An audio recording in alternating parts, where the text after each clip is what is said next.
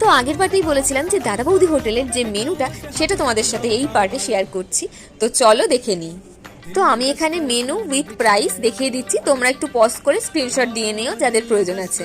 তো এবার বিরিয়ানির মেনুটা দেখাচ্ছি। এখানে আলু biryani, mutton biryani special, mutton biryani special, chicken biryani, আর এখানে কিন্তু ভেজ থালিও অ্যাভেলেবেল ছিল, যেটা ছিল 250 রুপিসের ভেজ থালি।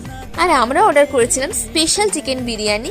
তো প্রথমেই 2 বাটি স্যালাড উইথ গ্রিন চাটনি দিয়ে গেছিল, আর কিছুক্ষণের মধ্যেই চলে এলো আমাদের বিরিয়ানি।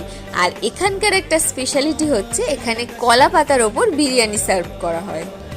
স্পেশাল চিকেন বিরিয়ানির প্রাইস কিন্তু নিয়েছিল 480 রুপিস, যেটা তোমরা দুটো প্লেটে দেখতেই পেলে, ডিভাইড করে নিয়েছি আমরা। তো বিরিয়ানি দেখার সাথে সাথেই তো খিদেটাও আরও অনেক বেড়ে যায়।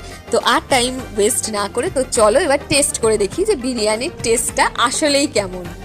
তো ফার্স্ট তো মুখে দিয়েই বুঝতে পারলাম বিরিয়ানিটা খুবই গরম, তো সেই জন্য একটু ওয়েট করছিলাম। আর তোমরা দেখতেই পাবে যে বিরিয়ানির থেকে ধোয়া উঠছে রীতিমতো। একটু ঠান্ডা হওয়ার পর আমি ফাইনালি টেস্ট করলাম, আর টেস্ট নিয়ে কোনো কথা হবে না, খুবই সুন্দর খেতে ছিল।